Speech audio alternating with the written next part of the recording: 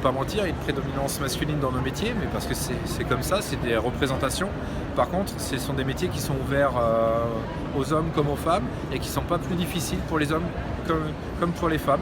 Il y a même dans l'image la plus grossière, même sur le poids lourd, le camion concrètement, une femme est tout à fait en mesure de travailler aussi bien qu'un homme et sans distinction aucune parce qu'on a tout l'outillage qu'il faut. Et on peut être une femme, venir dans nos métiers, au contraire c'est recherché.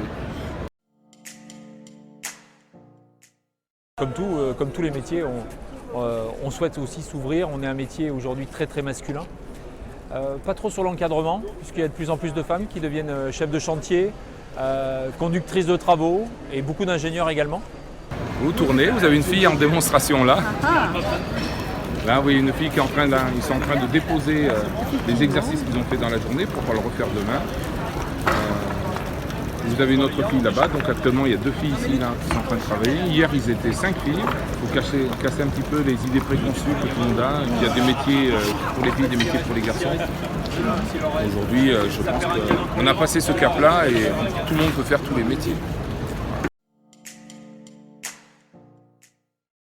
Aujourd'hui sur les forums, il y a de plus en plus de femmes qui viennent se présenter pour les métiers de la police nationale. Après, je pense qu'en chiffre, on doit être à 23% de féminisation dans la police nationale.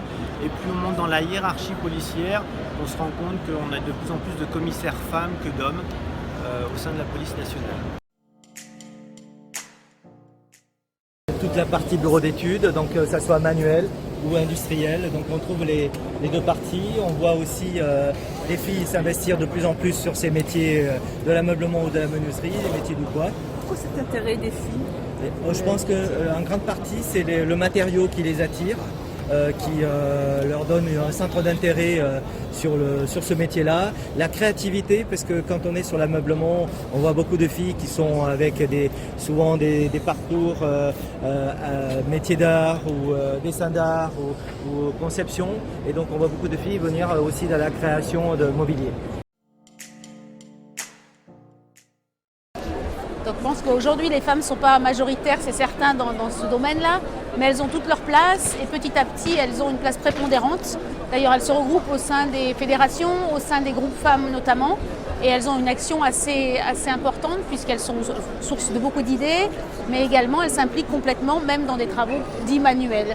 Donc aujourd'hui je pense qu'il n'y a plus de différence à avoir. Les femmes ont pleinement leur place dans les métiers du bâtiment, que ce soit dans les bureaux où on les retrouve plus spécifiquement, mais également sur les chantiers, sur des postes d'encadrement notamment. Elles ont tout à fait leur place et je crois qu'elles commencent à être vraiment reconnues comme telles. Là, on voit de plus en plus de filles venir sur nos métiers, que ce soit dans la partie gros œuvre et second œuvre. On a des métiers comme les peintres, les carreleurs, les électriciens, les plombiers, les métiers de l'ameublement, les ébénistes. Et on voit beaucoup de filles venir aussi sur ces métiers-là et qui s'épanouissent totalement sur ces métiers. On voit beaucoup de filles aussi intégrer les bureaux d'études pour préparer les chantiers, pour préparer les productions. Et les filles, au fur et à mesure, intègrent ces bureaux d'études.